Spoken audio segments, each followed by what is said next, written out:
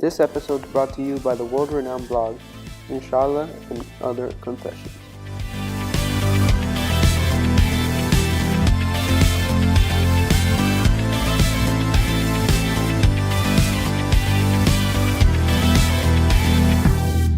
Welcome everyone to After Dark, the show I record at night and only at night. My name is Marco Morales and we'll be starting with some weekly news. And the biggest news story of the week is of course about the United States President numero 45. This story begins with Washington Post headline reading, Trump revealed highly classified information to the Russian foreign minister and ambassador. Washington Post writing that according to the current and former U.S. officials who said Trump's disclosure jeopardized a critical source of intelligence on the Islamic State. Officials saying that the information the president relayed had been provided by a U.S. partner through an intelligence sharing arrangement considered so sensitive that details have been withheld from allies and tightly restricted even within the U.S. government. So this has many up in arms, many saying, okay, so you've just fired James Comey while they're in the midst of a Russian investigation. Right after you meet with Russian ambassador, if this information is 100% true, that doesn't make it illegal for Donald Trump to have done so. It's at this point of the story where I think I'm done, but I end up being wrong. But that's all I've got time to discuss today. Maybe I'll do some more other time. This time I'm being accompanied by Mehek Sivaj, our friendly neighborhood smart person. Hi. Thanks. Now we can move on to the main event. Want to tell people what we'll be discussing today? We're going to be trying to find the quintessential feminist movie of all time. Yeah, okay. Let's get started then. Do you want to start? Sure. So I just watched Mad Max, and I'm actually really happy to see a movie where we aren't objects written in big screw you bold letters on a wall. It's refreshing. The pregnant woman kick butt too. You don't see that all the time. A pregnant woman kicking butt, that is. Also, I don't get why everyone thinks Mad Max Fury Road is some big old feminist masterpiece. Mistress piece? The point is, lots of movies have women in them. Marco, do you think that feminism is just something having a lot of ladies in it? Oh yeah, I do, Mahag, because I'm just some super convenient straw man for your argument. You wish. I'm just saying, it's 2017 now, women should have to do something in the movie. 2016 was years ago. That's why I think the answer to this question is Kill Bill. Your lead is a badass woman. In fact, her whole team is badass women, except for that one guy. Man, that was a great feminist movie. Yeah, I could do without the word man. Also, I could do without that weird trope in movies where only a woman has extreme violence brought against her by being, shot in the head or, raped as it is when she comes to have her true strength and power. That also implies that women can only be badass if they assume violent and traditional masculine tendencies. Plus, for supposedly self-actualized and independent women, she sure does talk about Bill a lot. Never mind then. I think it's Carrie. Because she doesn't talk about Bill in the whole movie, right? No. Is it the blood? No. Well, yeah, actually. Okay, so Carrie begins with Carrie unloading the Shining elevator's worth of blood into the showers in her gym locker room. Right? So she has no idea what her body's doing, and her crazy mom keeps telling her that her existence as a woman is a sin and the root of all evil. It's only after she gets her first period that she discovers her telekinesis. I mean, she starts to embrace her womanhood. Telekinesis. Whatever, Marco. Stop correcting me.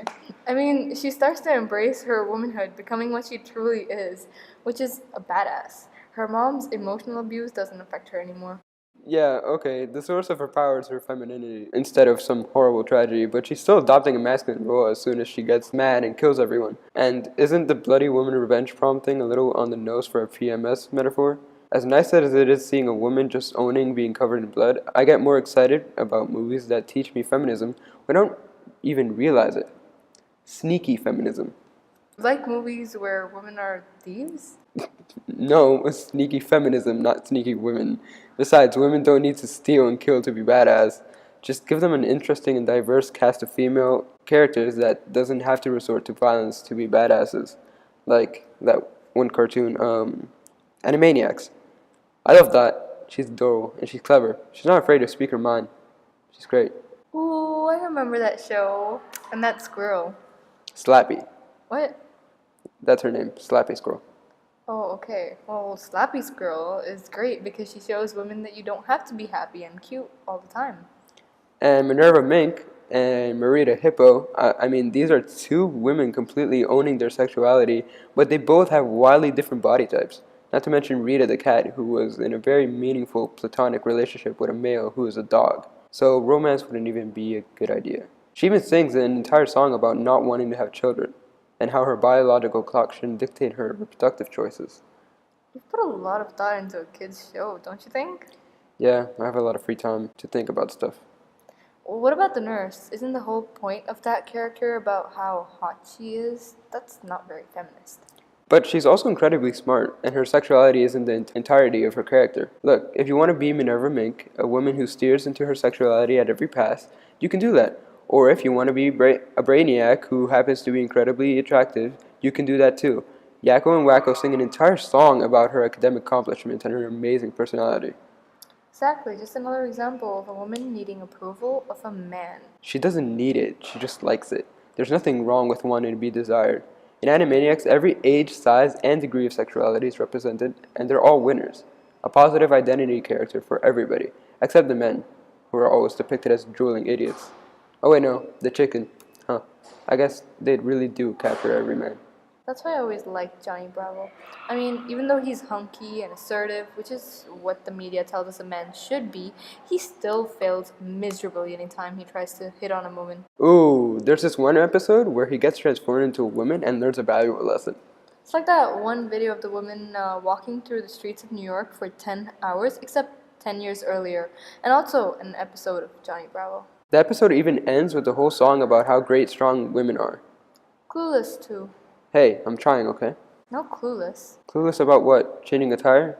Basic human interactions? Eating without spilling water? No, I want to talk about Clueless the movie. Nasser made me watch it. The movie deals with sex remarkably. Cher is a virgin, but it's not a problem. Dion tides her a little bit, but no one makes her feel bad, and no one tries to guilt her into sex. Ty, on the other hand, is the opposite, but nobody called her a slut because of it.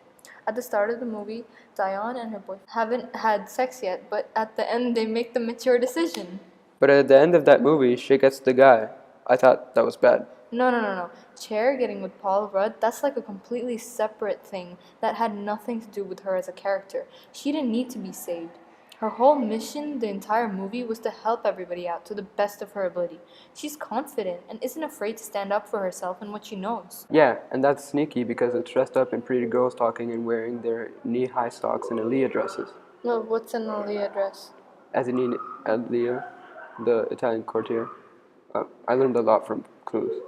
Okay, so to have a feminist movie, you need to have female characters who don't rely on hypermasculinity to be awesome, showcase a variety of complex personalities without relying on stupid gender stereotypes, unless they want to, and be able to express their love and sexuality in ways that isn't dependent on men.